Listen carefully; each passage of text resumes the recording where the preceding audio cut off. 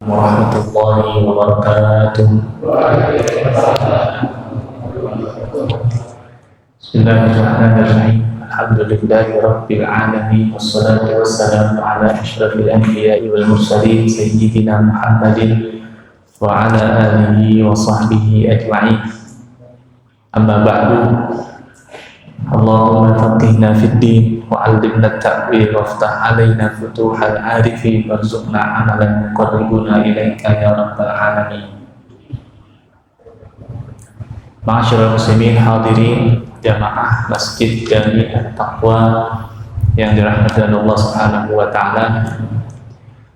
Puji syukur alhamdulillah malam hari ini kita kembali berjumpa, bermuajahah dalam kesempatan yang penuh dengan keberkahan ini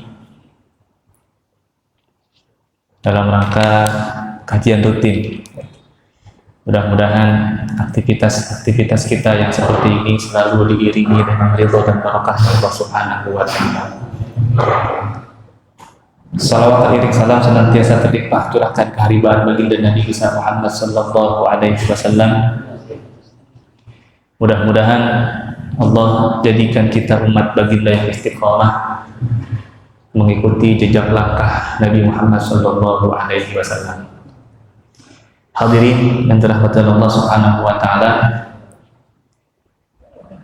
seperti biasa ya, ini jadi ban serep kadangan.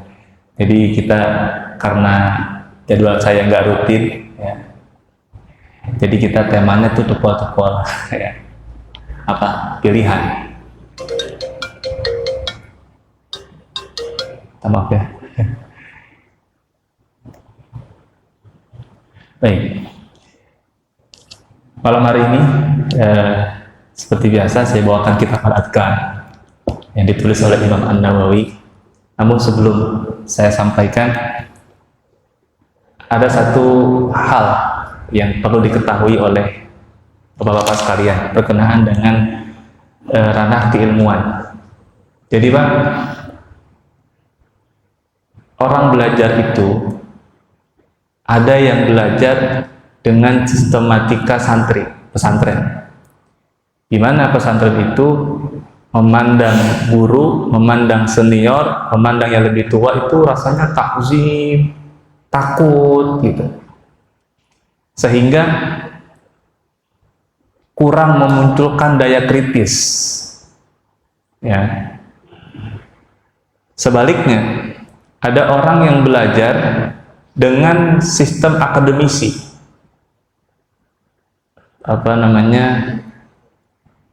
pemikiran. Kalau menurut penelitian saya salah, walaupun yang ngomong syekh, kiai, tetap salah. Itulah yang terjadi kenapa kita sering mendengar ada ulama kesinian, ulama kontemporer berani menyalahkan ulama-ulama senior. Seperti Al-Imam Jalaluddin As-Suyuti, penulis kitab Tafsir Jalalain. Itu sering didebat habis oleh ulama-ulama belakangan yang selevel kurunnya dengan Syekh Nasiruddin Albani, Abdul Aziz bin Baz, Syekh Saleh Al-Utsaimin. Mereka berani mengkritisi ulama-ulama besar sekaliber Imam Suyuti, bahkan Imam Nawawi. Sebab mereka membangun keilmuan dengan ranah akademisi. Kalau saya teliti ternyata salah, saya akan katakan salah. Walaupun yang mengucapkan adalah Imam An-Nawawi. Santri nggak begitu, Pak. Santri nggak berani begitu.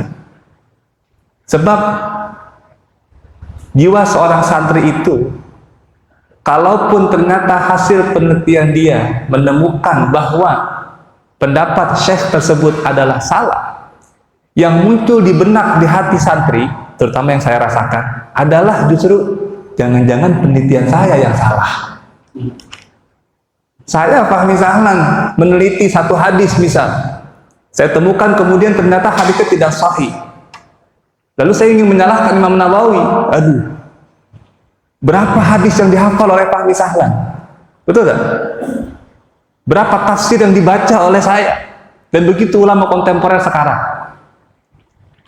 Tentulah mereka-mereka, para imam itu Kita berhusnuzon pasti bacaan mereka jauh lebih banyak.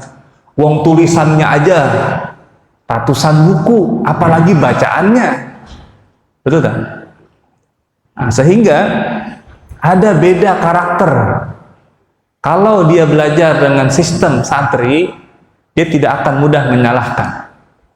Kalaupun dia menemukan satu hasil penelitian berbeda, dia akan sampaikan bahwa saya menemukan hasil seperti ini, menyalahi pendapat Imam An-Nawawi, tapi kebenaran tidak dipastikan pada tangan saya. Bisa jadi saya yang salah, beliau yang benar. Tapi inilah hasil penelitian saya. Itu kalau mentalnya dibangun secara santri, jadi ada adab. Tapi kalau secara akademisi, dia akan mengatakan ini yang benar, itu yang salah. Ini yang sunnah, itu yang bid'ah. Karena dibangun dengan akademisi. Kita tidak bisa menyalahkan. Maknanya, kalaupun nanti kita ketemu orang seperti itu, kita maklumi. Berarti dia belajar, dibangun mental belajarnya secara sistem akademisi. Dia berani mengatakan itu salah, ini yang benar. Tapi kalau Bapak nanti ketemu orang yang lebih takut menyalahkan orang lain, nah berarti dia belajarnya secara sistem santri. Oke. Yang akan kita bahas, yang insya Allah saya akan sampaikan pada kesempatan kali ini, berkaitan dengan doa-doa. Pernah nggak saya bahas di sini? Doa-doa yang dibaca setiap basuhan pada wudhu. Pernah nggak dibahas? Atau ada yang pernah bahas nggak? Jadi pas kumur-kumur baca doa apa? Pas usap muka doanya apa? Ada nggak bahas? Pernah? Di sini pernah ada? Oke. Berarti nggak usah diulang ya? Boleh. Pembahasan ini tidak berangkat dari hadis yang sahih.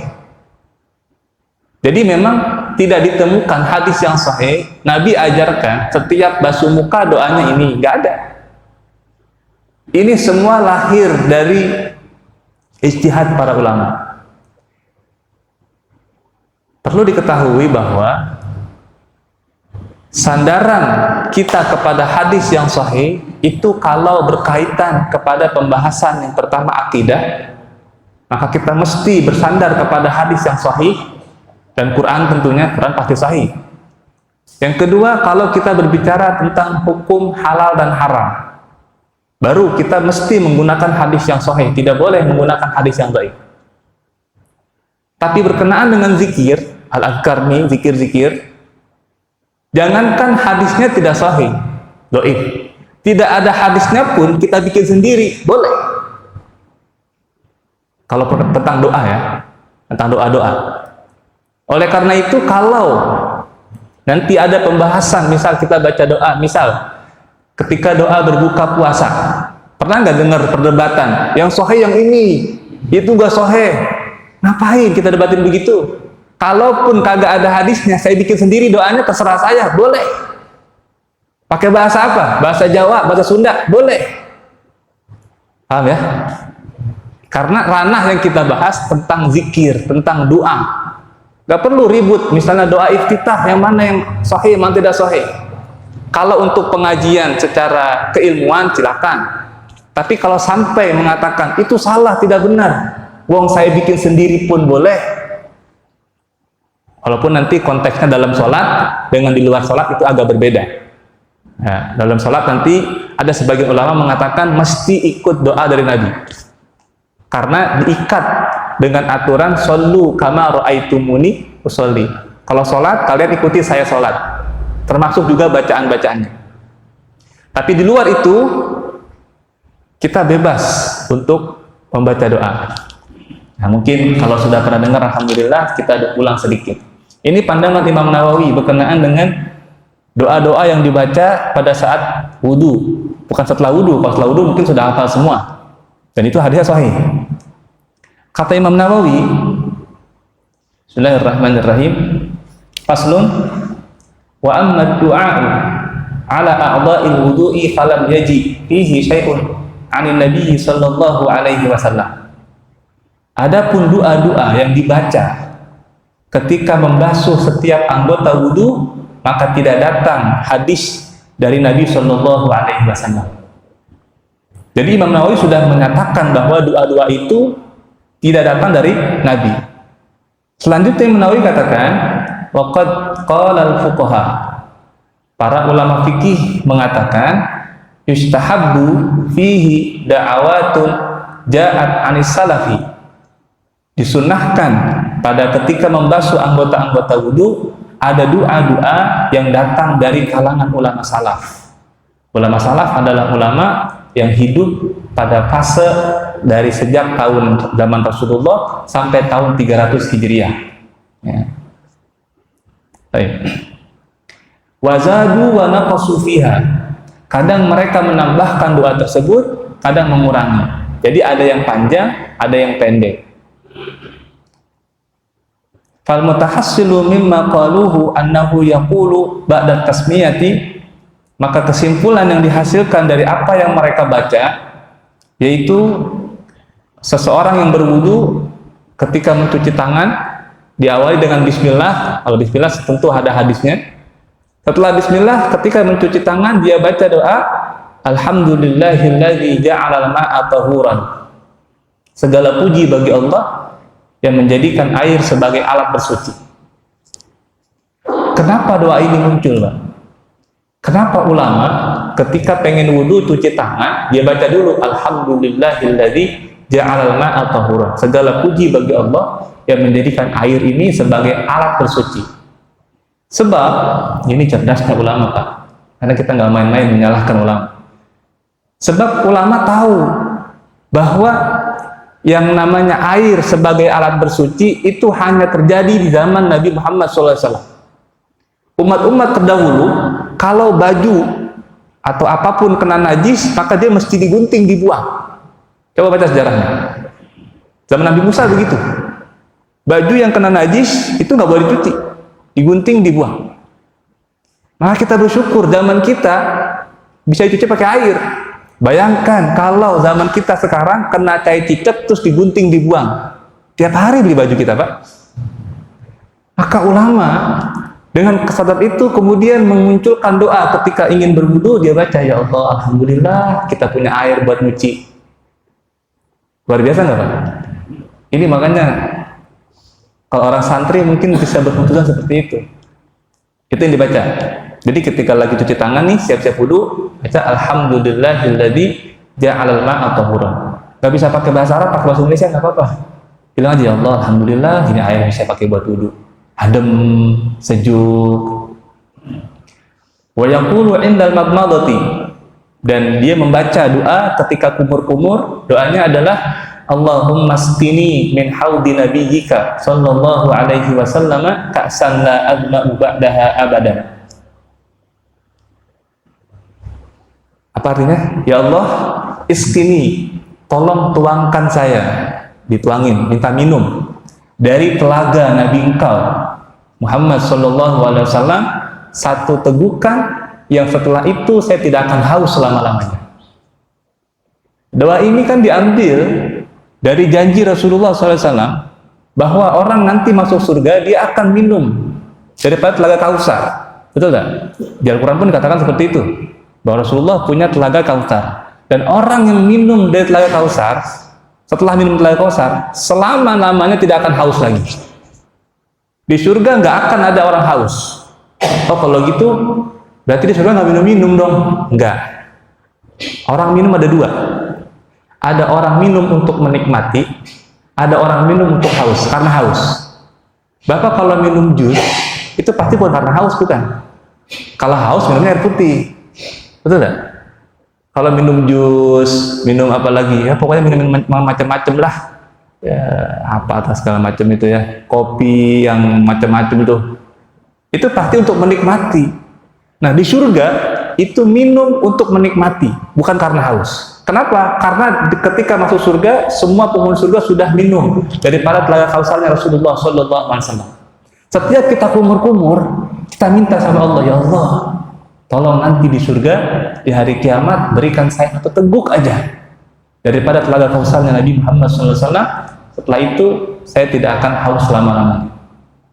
Kalau doa itu diijabah, maknanya orang itu ahli surga, Pak.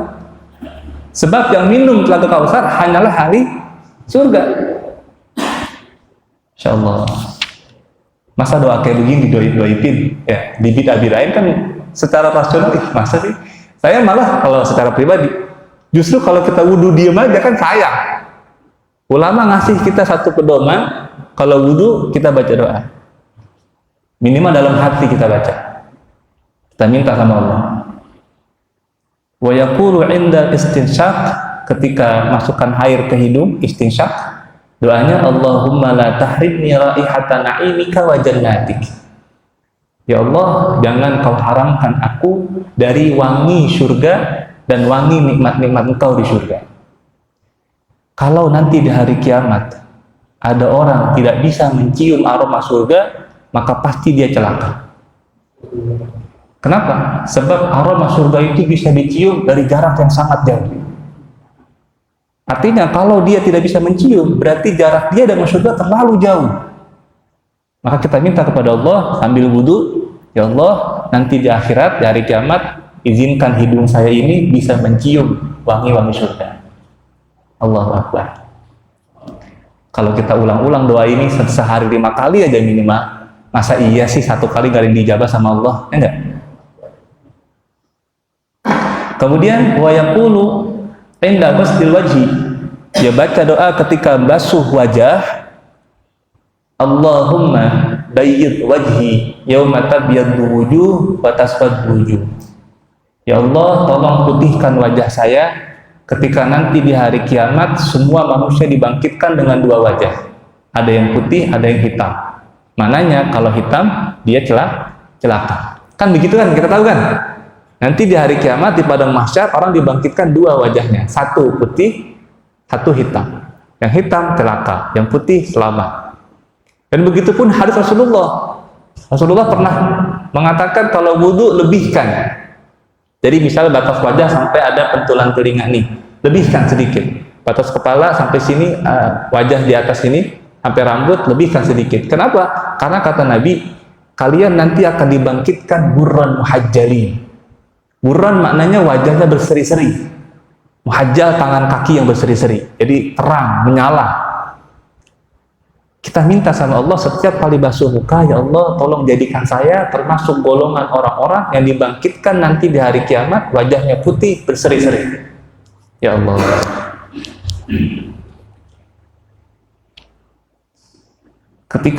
Ketika membasuh 2 tangan, Allahumma a'tini kitabi biyamini wa hasibni hisabai yasira. Ya Allah, berikan kitab rapot saya dengan tangan kanan dan tolong periksa amalan saya dengan periksaan yang ringan. Kita tahu nanti di hari kiamat ketika amal itu bukunya datang kepada kita, tangan kita ini otomatis kalau kita terima pakai tangan kanan berarti kita min ashabil yamin, orang-orang baik. Kalau tangan kiri dari belakang ambilnya begini, maka kita orang-orang celaka. Ketika basuh tangan, sebelah kanan baca, ya Allah berikan kitab catatan saya dengan tangan kanan, tolong hisab saya dengan hisab yang ringan. Ketika basuh tangan kiri, katakan, ya Allah jangan berikan kitab saya dari sebelah kiri dan jangan dari belakang. Ini doa. Ya Allah, doa segini bagusnya, dibidah-bidahin sama orang sebelah ya. Insyaallah. Kemudian wa yaqulu 'inda masfir ra'si, ketika mengusap kepala baca doa, Allahumma harrim sya'ri wa basyari 'alan nar. Ya Allah, tolong haramkan rambut saya dan kulit saya tersentuh api neraka. Kemudian ketika membasuh 2 telinga, Allahumma ja'alni minal ladzina yastami'una al-qawla fayattabi'una ahsana. Ya Allah, jadikan saya termasuk orang-orang yang mau dengarkan Al-Quran dan mengikuti yang paling baik daripada ajaran-ajaran Al-Quran. Nanti dalam riwayat yang lain doanya Allahumma asma'ni munadiyal jannah. Allah tolong dengarkan saya panggilan surga. Maknanya kalau kita dengar panggilan surga, kita berarti ahli surga. Yang terakhir, ketika basuh kaki, Allahumma tsabbit qadamayya 'alas siratil mustaqim. Ya Allah, tolong tetapkan kaki saya untuk tegak berjalan di atas jembatan Siratal Mustaqim. Ini semua doa yang sangat luar biasa. Walaupun tidak ada hadisnya, ini wajib kita amalkan. Wajib dalam arti harus, karena mengandung makna yang sangat luar biasa. Kalau kita ulang setiap hari, satu dijabah sama Allah Subhanahu wa taala, insya Allah akan menyelamatkan kita sampai ke surganya Allah Subhanahu wa taala. Baik. Selanjutnya kita pernah bahas tentang azan, ya kan? Ketika sudah iqamah, doa setelah iqamah sudah belum? Bapak kan tahu kan doa setelah azan kan Allahumma Rabb hadhihi da'wati tammah kan? Nah, sekarang saya tanya, doa setelah iqamah. Hah? Guru saya ngajarin seperti itu. Gimana Pak? Oh iya, itu jawaban ketika muazzinnya membaca qad qamatis shalah. Kalau Allahu Akbar, jawabnya Allahu Akbar lagi, ya kan? Asyhadu alla asyhadu lagi, hayya 'alas shalah, la haula wala quwwata illa billah. Nah, begitu qad qamatis shalah baru jawabnya aqamahallahu ma damatis samawati. Nah, sekarang setelah qomatnya, jadi la ilaha illallah, apa doanya? La ilaha illallah. Baik, kita baca hadisnya Pak. Doa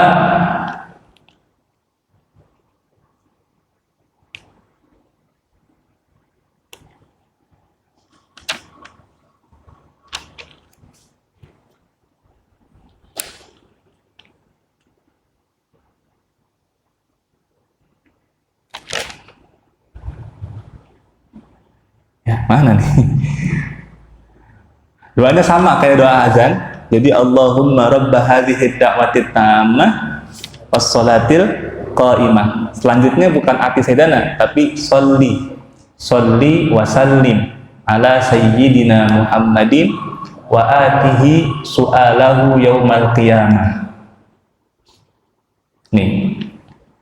وروينا في كتاب ابن السني عن أبي هريرة أنه كان إذا سمع المؤذن يقيم يقول اللهم رب هذه الدعوة التامة والصلاة القائمة صلي على, kalau di sini nggak ada sayyidinanya ya, صلي على محمد وآتيه سؤاله يوم القيامة.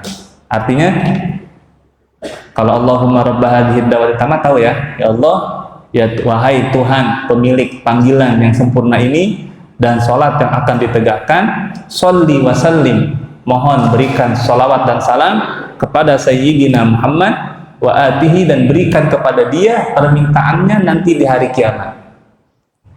Kira-kira di hari kiamat Nabi minta apa Pak? Satu permintaan Nabi adalah semua umat Nabi Muhammad masuk ke dalam surga. Itulah konsep syafaat kan. Nabi kan dibilang isfa, tusyaffa. Muhammad, silakan manfaatkan momen syafaat. Engkau diberikan hak untuk berikan syafaat. Nanti Nabi itu berkeliling, ngeliatin tuh, nungguin. Dari mulai nungguin hisabnya, begitu mau jembat, Nabi ngeliat lagi di neraka masih ada nggak di umatnya. Kalau ada, tarikin semua.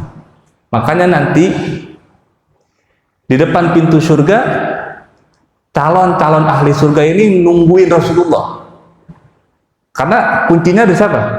Rasulullah. Rasulullah nanti yang bakal buka pintu surga, cuma dia belakangan, sebab dia nungguin umat-umat yang lain. Ketika nanti di yaumil mizan ada masalah, dibantu dengan, ya mungkin kita mendengar ya, dengan timbangannya, kalau banyak sholawat dan lain sebagainya. Di jembatan Shiratal Mustaqim pun kalau ada yang jatuh diangkat sama Rasulullah. Nah, ketika lagi nungguin itu Pak, di depan pintu surga, ahli surga itu kemudian akan kelingat-kelinguk. Disitulah orang sudah mulai sadar. Jadi proses bahwa hari kiamat itu likulli imri'in minhum yawma idzin sya'nu yughni, bahwa semua orang nggak peduli sama orang lain, dia hanya mikir diri sendiri, itu selesai sampai di depan pintu surga. Di depan pintu surga orang semua sudah mulai sadar. Karena apa? Udah pengen nikmat, udah nggak ada ketegangan lagi. Disitulah orang mulai sadar. Loh gitu bahasanya. Alhamdulillah kita sampai sini, gitu nanti di surga, di depan pintu surga. Ngobrol-ngobrol, lah si Anu kemana ya? Pasan dulu ngaji bareng sama kita, tuh. Nah nanti disitulah diberikan momen orang-orang soleh, orang penghuni surga bisa menyelamatkan kawannya. Dia akan berdoa kepada Allah. Itulah kenapa kita mesti berkawan dengan orang-orang soleh. Nanti barangkali di depan pintu surga bapak-bapak sudah mengantri di depan, lalu belum ketemu nama saya, belum ketemu saya, mohon doa kepada Allah, ya Allah, dulu saya ngaji di Masjid At-Taqwa sama Pak Misalnya. Sekarang belum kelihatan. Di mana? Kalau nggak ketemu, tolong cari saya ya Pak, insya Allah ya. Amin. Itu nanti di pintu surga. Itulah permintaan baginda Rasulullah Sallallahu Alaihi Wasallam. Ya, ini doa setelah iqamah. Jadi begitu la ilaha illallah, bangun, jawab la ilaha illallahnya, lalu baca doa ini. Oke, setelah iqamah, sudah baca doa, kita maju merapatkan shaf. Ya kan? Jamaah nih. Apa doanya? Doa ketika Bapak berdiri di tempat shaf. Apa doanya? Saya rekomendasikan Bapak nanti pesan buku terjemah kitab Al-Azkar, banyak di mana-mana Pak. Di Shopee kayak di toko beli Pak. Nanti sambil ngaji doa-doanya kalau Bapak saya bacakan gak langsung hafal, Bapak boleh contek di buku sana. Kita baca hadisnya nih Pak. Ya. Ketika sudah berdiri di shaf, babu ma yaqulu idzan taha ila shafi. Bab kata Imam Nawawi, apa yang mesti dibaca doanya ketika kita berdiri di barisan shaf. Rawaina an Sa'd bin Abi Waqqas radhiyallahu anhu anna rajulan jaa'a ila sholati wa Rasulullah sallallahu alaihi wasallam yusalli. Ada diriwayatkan oleh Imam An-Nawawi hadis yang bersumber dari sahabat Sa'ad bin Abi Waqqas. Ini juga unik Pak, mungkin saya pernah cerita tentang Sa'ad bin Abi Waqqas ini. Sahabat Sa'ad bin Abi Waqqas ini adalah satu dari 10 orang sahabat yang dijamin surga oleh Rasulullah. Namanya dikenal dengan Al-Asyaratul Mubasysyarina bil Jannah. Ya, 10 orang yang dijamin surga oleh Rasulullah SAW. Sa'ad bin Abi Waqqas ini dijamin surga oleh Rasulullah. Unik kisahnya dia Pak. Satu ketika Rasulullah itu sedang pengajian sama para sahabat. Ini ada di dalam kitab Musnad Imam Ahmad bin Hanbal. Rasulullah sedang pengajian, Sa'ad belum datang nih. Belum datang. Tiba-tiba Rasulullah bilang begini, nanti sebentar lagi akan tiba seseorang dari kalangan ahli surga. Allahu Akbar. Yang lain nungguin, siapa kira-kira yang datang? Ternyata yang datang beliau. Waktu itu belum terkenal namanya, karena nggak ada yang tahu, dia orang susah. Datang, nenteng sendal pakai tangan kiri. Dulu zaman Rasulullah kan masjidnya belum dikeramikin, ya.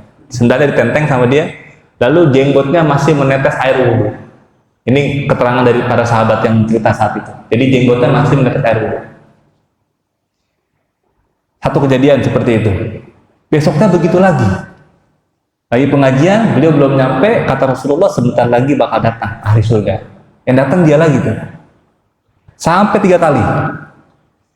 Lalu ada salah seorang sahabat namanya Abdullah bin Amr bin As. Dia anak daripada Amr bin As. Ini Abdullah bin Amr bin As penasaran. Ketika Sa'ad bin Abi Waqqas pulang, diikutin sampai ke rumahnya. Lalu ketok pintu Abdullah ini. Dia pura-pura bahwa saya ada masalah sama bapak saya. Saya mau numpang nginep 3 malam di sini. Kata Sa'ad bin Abi Waqqas, ya silakan. Belum saling kenal belum nih. Ya, ini masing-masing pada manggilnya Abdullah semua aja. Jadi Abdullah manggil Sa'ad Abdullah, Sa'ad pun manggil Abdullah pun Abdullah lagi. Ini adabnya orang dulu. Kalau nggak kenal, semua dipanggil apa? Abdullah. Menginaplah Abdullah bin Amr bin As di rumah Sa'ad bin Abi Waqqas 3 malam. Kata Abdullah dalam hadis tersebut, saya hampir meremehkan amalan Sa'ad bin Abi Waqqas. Sebab Sa'ad bin Abi Waqqas ini amalannya nggak lebih daripada kita. Apa yang dia buat, kita pun buat. Sholat malam, baca Quran, sama seperti kita. Tapi kata Abdullah, ada satu hal yang beda. Sa'ad bin Abi Waqqas itu kalau tidur nih, misalnya posisinya telentang, lalu mau miring. Apa kalau bahasa kita? Mosek ya. Itu setiap mosek dia ucapkan kalimat zikir. Entah itu Allahu Akbar, Subhanallah, Astagfirullah. Sahabat Nabi itu Pak. Kita kalau mau ngucapin apa Pak? Wah ya, wah. Itu doang tuh yang beda. Kata Abdullah, masa segitu doang jaminannya surga? Begitu udah 3 hari, jujurlah si Abdullah. Wahai Abdullah, maksudnya saatnya dong. Betul, memang saya punya masalah sama bapak saya, tapi udah kelar sih sebetulnya.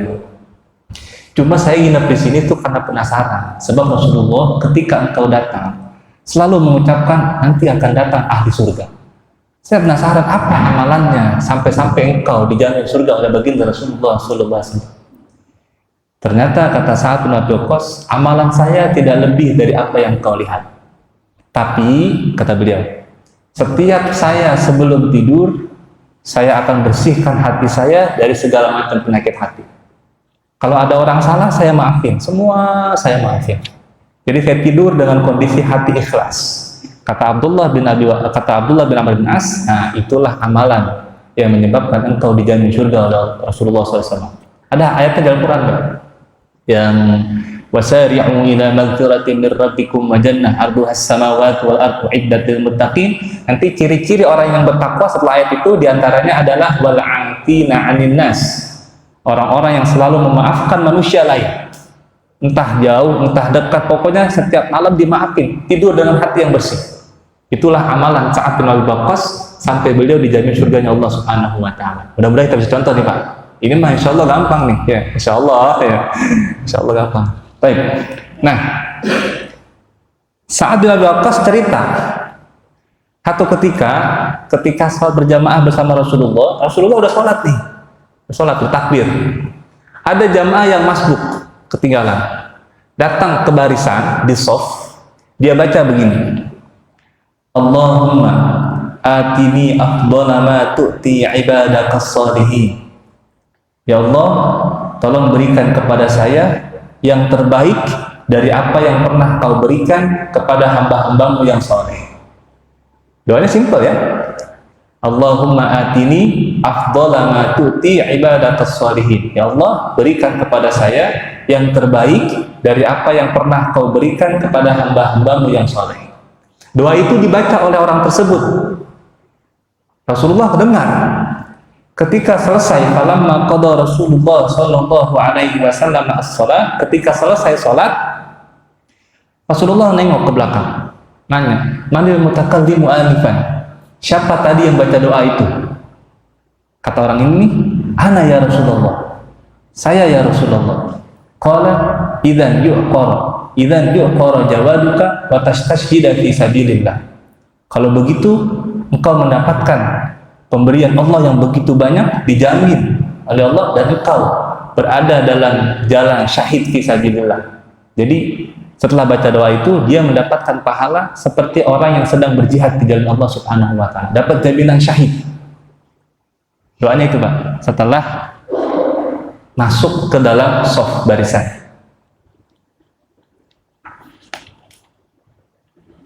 Udah hafal doanya Pak? Mudah-mudahan hafal ya.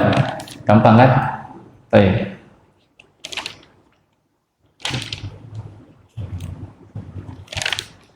Kita ambil poin-poin yang kira-kira gampang diamalin aja ya Pak.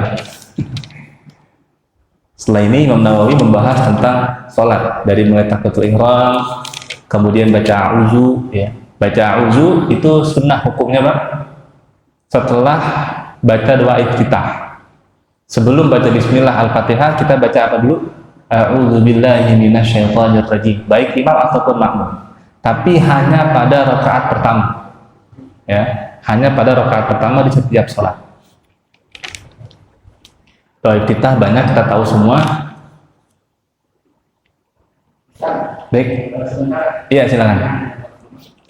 Dan masalah air kan ada apakah hadis apakah bunyinya air hujan itu sangat-sangat dibutuhkan oleh para petani. Tapi tidak bagi orang yang berpestapora itu mana yang itu. Air hujan sangat-sangat sampai dibutuhkan oleh para petani. Tapi tidak bagi orang yang berpestapora itu. Apakah hadis atau? Saya belum pernah dengar itu. Belum pernah dengar, jadi saya nggak bisa jawab. Apakah itu hadis atau bukan? Pertama, bahasa Arabnya kayak gimana? Kalau Bapak bisa datangkan teks Arabnya, saya bisa tebak. Ini hadis apa bukan? Enggak, iya. Kalau terjemah seperti itu saya belum pernah dengar. Nanti ketika kalau misalnya Bapak datangkan teks Arabnya, lalu saya tebak ini kayaknya bukan hadis. Itu bukan berarti saya hafal hadis. Karena hadis itu punya karakter. Ya, jadi kalimat yang keluar daripada Rasulullah itu punya karakter tersendiri dalam susunan kata-katanya. Jadi ada ciri-ciri yang kita bisa cari tahu betulkah ini hadis atau bukan. Ya, itu ada ciri-cirinya. Nanti kalau Bapak belajar ilmu hadis akan diajarkan seperti itu. Jadi dari sekian hadis yang banyak kita bisa deteksi dari teksnya, ini kayaknya nggak mungkin Nabi ngomong kayak begini, gitu ya. Jadi saya nggak bisa jawab ya Pak, ya karena belum pernah dengar. Oke. Lanjutnya, atau ada pertanyaan yang lain? Saya pilih-pilih nih materinya. Satu lagi boleh? Iya boleh. Ini juga, tapi kalau di bawahnya ada peralihan gitu. Allah tidak menerima iman seseorang tanpa amal perbuatan. Sebaliknya amal perbuatan pula tidak diterima tanpa iman itu. Kemana bagaimana? Iya betul. Jadi memang iman dan amal itu satu paket Pak. Tambah 3 sebetulnya. Ada iman, Islam, ihsan. Ini integrasi antara iman, Islam, ihsanlah yang nanti akan menjadikan manusia ini sebagai muslim yang kafah. Kita pernah dengar kan bahwa kita ini harus Islam kafah, betul enggak? Islam kafah itu mengintegrasikan 3 hal, iman, Islam, ihsan. Iman ini apa? Iman ini hati kita, percaya kepada Allah, akidah semua. Kita percaya kepada Allah, percaya kepada malaikat, kepada kitab-kitab, kepada Rasul, itu iman. Iman ini ibarat rasa cinta.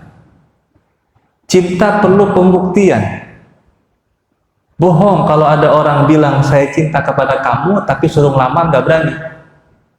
Bohong.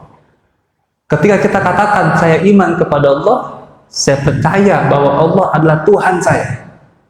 Saya percaya bahwa seluruh kehidupan saya ditentukan baik buruknya oleh Allah Subhanahu wa Ta'ala. Saya akan senangkah, saya akan sengsarakah, akan bahagiakah, semua ditentukan oleh Allah Subhanahu wa Ta'ala.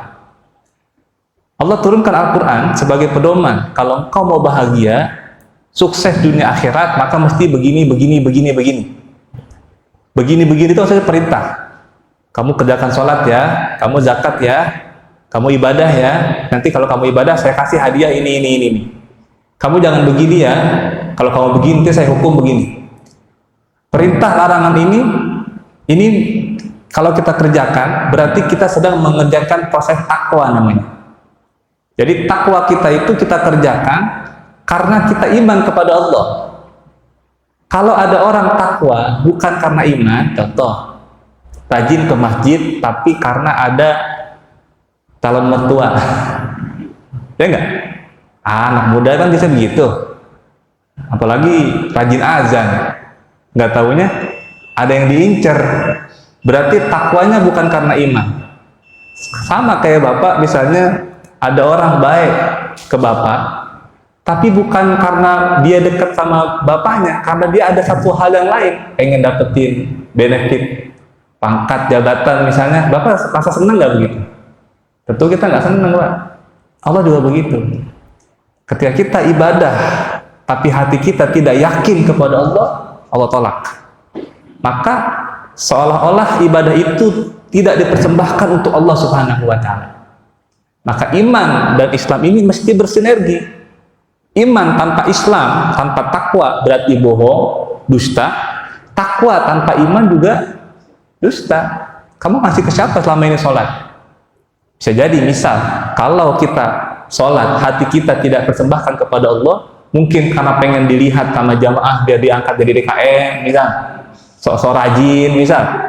Nanti di akhirat kata Allah, hei kamu dulu rajin sholat bukan karena buat saya tapi pengen diangkat jadi DKM ya, maka Allah tolak. Maka Islam dan iman mesti bersinergi. Ini disinergikan 2 hal belum lengkap Pak. Ada 3, satu lagi ihsan. Ihsan ini adalah kata Rasulullah ya, anta'budallah ka'annaka tarahu fa in lam takun tarahu fa innahu yaraka. Engkau menyembah Allah, ibadah kepada Allah, rasakan seolah-olah engkau mampu lihat Allah. Tapi kalau kau tidak bisa seperti itu, yakinlah Allah melihat engkau. Maknanya ihsan ini adalah satu rasa di hati kita bahwa Allah perhatikan semua gerak-gerik kita. Orang kalau sudah ihsan, sholat di rumah dengan sholat di masjid sama kualitasnya. Nanti cara ngukur masing-masing aja. Kalau kita rasa di masjid kita lebih bagus sholatnya ketimbang di rumah, berarti kita belum ihsan. Ini masuk dalam konteks tasawuf sebetulnya. Memurnikan hati kita bahwa ibadah kita semua karena Allah Subhanahu wa Ta'ala. Cara ngeteknya begitu. Kita wudu, baca Quran, sholat. Coba perhatikan. Kalau baca Quran kita di masjid dengan speaker ini lebih bagus daripada bacaan kita di rumah, berarti kita belum ihsan. Karena kalau orang sudah ihsan, dimanapun dia berada, dia akan rasa Allah perhatikan dia. Bapak pernah dengar kisah terakhir nih Pak ya, dikit lagi 2 menit. Kiai Haji almarhum Benun NZ pernah cerita, ini kisah sebetulnya kisah mungkin nggak jelas sanadnya ya, tapi maknanya sangat dalam. Ceritanya ada seorang kiai sayang kepada seorang santri di pesantren, sampai teman-teman yang lain itu merasa cemburu. Kenapa kok kiai sayang sama dia doang, sama kita enggak? Terdengarlah kabar tersebut ke telinga sang kiai bahwa ada rasa cemburu terhadap santri ini. Kata kiai, oke kita kumpul ya nanti malam. Setelah kumpul, semua santri diperintahkan perintah yang sama, yaitu ambil ayam di kandang, bawa pergi ke tengah hutan kemanapun, sembelih ayam tersebut dengan catatan tidak boleh ada yang melihat.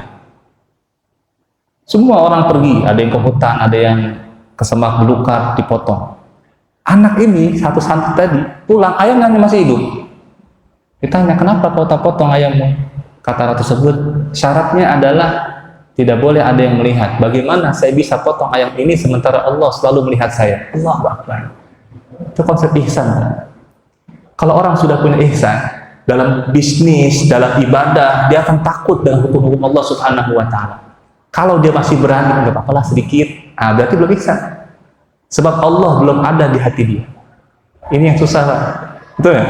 Nah, mudah-mudahan kita bisa iman kita kuatkan dengan pengajian-pengajian akidah. Insya Allah nanti diagendakan Islam, yaitu fikih ibadah, fikih muamalah, fikih nikah, fikih jinayah. Itu silakan dipelajari agar kita tahu mana yang diperintah, mana yang dilarang. Setelah itu kita mesti belajar tasawuf agar hati kita selalu terpaut kepada Allah Subhanahu wa Ta'ala. Mudah-mudahan dengan 3 itu kita masuk kategori sebagai muslim yang kafah. Amin ya rabbal. Wassallallahu ala sayyidina Muhammadin wa ala alihi wa sallam. Alhamdulillahi rabbil alamin. Subhanakallahumma wa bihamdika asyhadu an la ilaha illa anta astaghfiruka wa atubu ilaik. Assalamualaikum warahmatullahi wabarakatuh.